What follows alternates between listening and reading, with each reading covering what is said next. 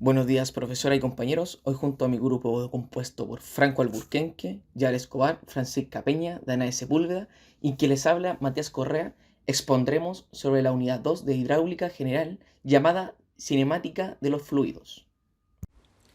La cinemática de fluidos representa el movimiento de las partículas, considera fuerzas o masas que actúan. Todo esto es en base al conocimiento de magnitudes cinemáticas como la velocidad, aceleración y rotación. Como todo concepto de estudio, este tiene principios. Empezaremos nombrando la ecuación de Bernoulli, el cual describe el comportamiento de fluido cuando éste se mueve en una corriente de agua, obviamente, la cual dice que a mayor velocidad del fluido, menor será su presión y viceversa, y que tiene su respectiva ecuación para su solución como vemos en la imagen. En cambio, la ecuación de continuidad dice que un fluido que fluye por una tubería de diámetro variable hará que su velocidad vaya cambiando, ya que la sección es transversal, variando de un tubo a otro, también con su respectiva ecuación, como se muestra en la imagen. Una de las cosas que más caracteriza a esta cinemática de los fluidos, aparte de sus principios, como lo es la ecuación de Bernoulli de continuidad, es el número de Reynolds. Este es un número adimensional utilizado en mecánica de fluidos, el valor al cual corresponde a la resolución de la ecuación indicada abajo.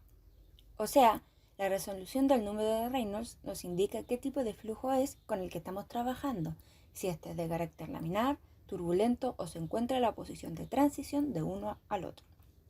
Una vez resuelta la ecuación de Reynolds, debemos fijarnos en el resultado según los parámetros que están a continuación.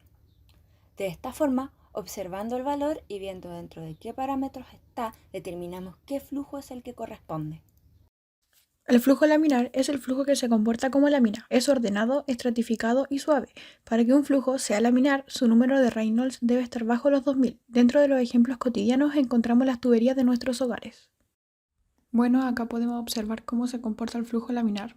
Pareciera que estuviera cristalizado, pero en realidad es todas las partículas de agua yendo hacia una misma dirección, por eso da esa ilusión óptica, pero en realidad así se comporta el flujo laminar.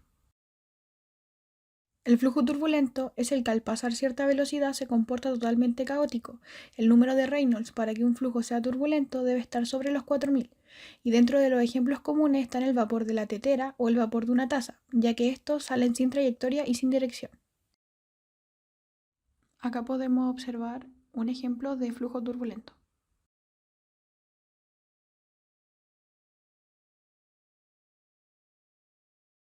El proceso de transición se entiende como todo flujo que su parámetro en el número de Reynolds es mayor a 2000 y menor que 4000.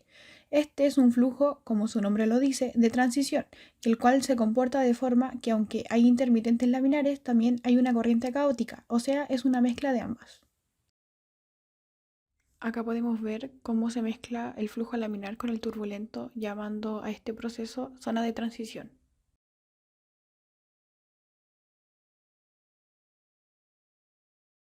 Todo flujo en esto existen pérdidas. Estas pueden ser tanto por fricción como por singularidad. Las pérdidas por fricción son las pérdidas que sufre un fluido debido a la materialidad de la tubería, de este o el rozamiento debido a la viscosidad de los fluidos reales.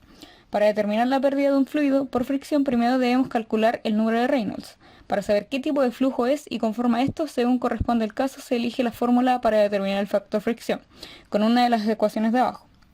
Una vez determinado el coeficiente de fricción, podemos mediante la fórmula de Darcy determinar la pérdida de este fluido por fricción. Las pérdidas por singularidad son producidas por cualquier obstáculo colocado en las tuberías o accesorios. Esto nos da a entender que ocurren cargas localizadas, entendiendo que también ocurren las pérdidas antes mencionadas llamadas por fricción. Para determinar estas pérdidas por singularidad, debemos fijarnos en las tablas que nos establecen parámetros de pérdida, según los accesorios para estas. También podemos expresar una función mediante un coeficiente empírico con la fórmula mostrada en la imagen. En conclusión, y para finalizar, en nuestro informe logramos detallar cada uno de estos elementos mostrando ejemplos de aplicación y cotidianos. Logramos entender la unidad que nos ayudará en un futuro a desenvolvernos y de mejor forma tanto profesional y colectivamente. También que cada fluido debe ser estudiado ya que todos son distintos y existen distintos parámetros para estos. Existen pérdidas por distintos motivos y también principios que nos ayudan a comprender de mejor manera. Muchas gracias por ver y escuchar nuestra presentación.